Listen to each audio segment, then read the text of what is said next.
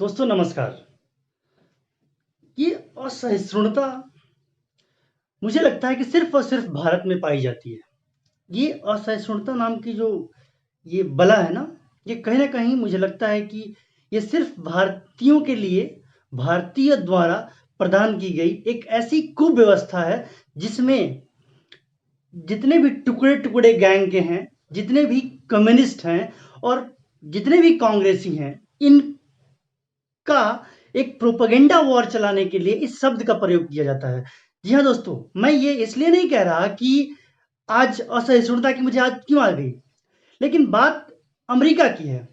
जिस तरीके से अमेरिका जल रहा है और उस जलने का रीज़न जब आप समझेंगे, तो आप ये सोचने पे मजबूर हो जाएँगे कि वाक़ई जो सहिष्णुता और असहिष्णुता जो भारतीय संदर्भ में डिफाइंड है, वो कहीं न कहीं भारतीय और भारत के हित में नहीं है।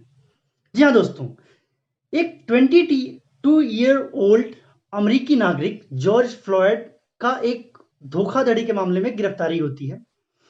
वहाँ पे पुलिस स्टेशन में पुलिस के टॉर्चर से, फिजिकल हैरेसमेंट से उसकी मौत हो जाती है और वो एक वीडियो वायरल होता है जिसमें कि ये दिखाया जाता है कि उसके गर्दन पे वहाँ का कोई पुलिस ऑफिसर 7-8 मिनट तक लगातार अपने घुटनों से दबाए हुए है।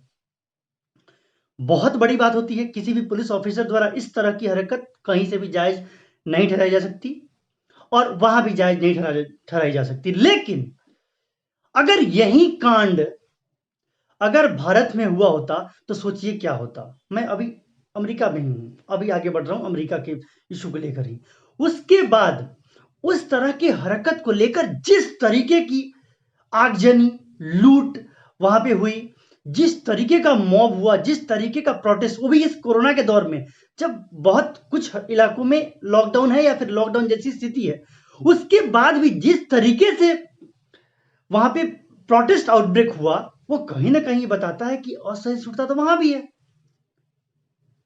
लेकिन आप ये देखिए कि कभी कहीं भी वहाँ से जो ह्यूमन राइट्स कमीशन वाले लोग हैं, जो सिर्फ अपने एक खास प्रोपेगेंडा कमीशन के तहत काम करते हैं और उनको एक खास वर्ग को टारगेट करके काम करना होता है, वो भी भारतीय संदर्भ में या फिर विश्व ह्यूमन राइट्स कमीशन भी वैसे ही करता है। लेकिन वो अमेरिका में हुए इस तरह के कारनामे के बाद कोई बोल नहीं रहा। कोई भी ह्यूमन राइट कमीशन वाला मुझे दिखा नहीं जो ऐसा बोल रहा हो कि वहां पे गलत हो रहा है। वो प्रोटेस्ट भी गलत है और प्रोटेस्ट पर क्या हो रहा है अब ये देखिए। जिस तरह प्रोटेस्ट आउटब्रेक हुआ, लोकल पुलिस के कंट्रोल से बाहर हो गई चीजें। वॉशिंगटन में उसके साथ-साथ 30 शहरों में, 30 बड़े शहरों में ये एक साथ आउटब्रेक हुआ। लोकल पुलिस वहाँ पे फेल हो गया। सोचिए कितना बड़ा प्रोटेस्ट था, इसका अंदाजा आप लगा सकते हैं कि लोकल पुलिस का फेलियर, कंप्लीट फेलियर था। वहाँ पे नेशनल गार्ड्स को लगाना पड़ा। उसके बाद व्हाइट हाउस के आसपास जब प्रदर्शन होने लगे, तो राष्ट्रपति महोदय माननीय डोनाल्ड ट्रंप जी को एक पर्टिकुलर बंकर में छुपा दिया गया उनकी फैमिली के साथ। इस तरह का डर का माहौल वहां बन गया। लेकिन अच्छी बात यह है कि वहां पे कोई अमेरिकन ये नहीं बोला कि जी हमें अब अमेरिका में रहने से डर लगने लगा है। अगर वहीं भारत में हो जाता, अगर प्रधानमंत्री को छुपने की नौबत आ जाती, तो आज ये कम्युनिस्ट गैंग, टुकड़े टुकड़े गैंग और ये जितने भी समाजवाद के झंडा वाहक हैं, ये सब आके चढ़ जाते कि क्या हुआ है, प्रधानमंत्री को क्यों छुपना पड़ा, प्रधानमंत्री आए, बाहर आए, जवाब दें क्या हो रहा है, क्या नहीं हो रहा है, देश में अराजकता फैल गई है, देश रहने लायक नहीं रह गया। मतलब इस तरह की बातें होती। उसके बाद कुछ ऐसा गैंग आता जो कहता कि हम तो इसके लिए यूनाइटेड नेशन जाएंगे, हम यूनाइटेड नेशन में इसका कंप्लेन करेंगे। तो दोस्तों देखिए, अमेरिका में इतना कुछ होने के बावजूद चीजें इतनी नहीं बिगड़ी हैं कि वहां पे रहने वाले लोगों को डर लगने लगे। लेकिन देखिए, नेशनल गार्ड्स को जब लगाया गया अमेरिका में, तो क्या क्या चीजें हुई वहां पे। नेशनल गार्ड्स ने शुरू में जाते ही बहुत जगह पे सिचुएशन के अकॉर्डिंग लाठीचार्ज, फिजिकल असॉल्ट पकड़ के धोने लगे उनको। उसके बाद पेपर पैलेट्स चलाए गए, उसके बाद रबर बुलेट्स चलाए गए और कहीं कहीं फायर भी ओपन करनी पड़ी, जिससे कि 5 जो है प्रोटेस्टर्स की ऑन स्पॉट डेथ हो गई।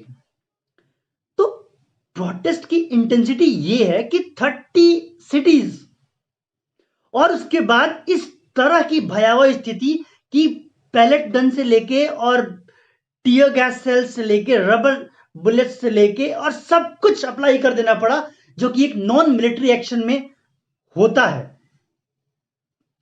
उससे ज्यादा नॉन मिलिट्री एक्शन, उसके बाद मिलिट्री एक्शन होना चाहिए।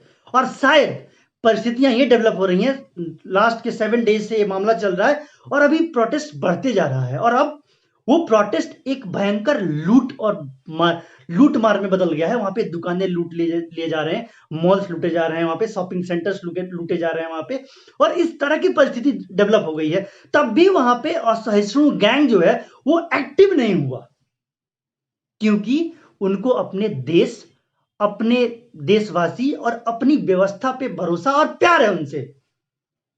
अगर यही भारत में होता तो अब तक असहिष्णु गैंग उठ के प्राइज वापस करने लगता, अपनी पुरस्कार की ट्रॉफी वापस करने लगते, और बहुत तरह की ऐसी चीजें कर दी जाती जिससे कि पूरे वर्ल्ड में भारत का नाम फिर से एक धूमिल और काले अक्षरों में लिखने की कोशिश की जाती दोस्तों।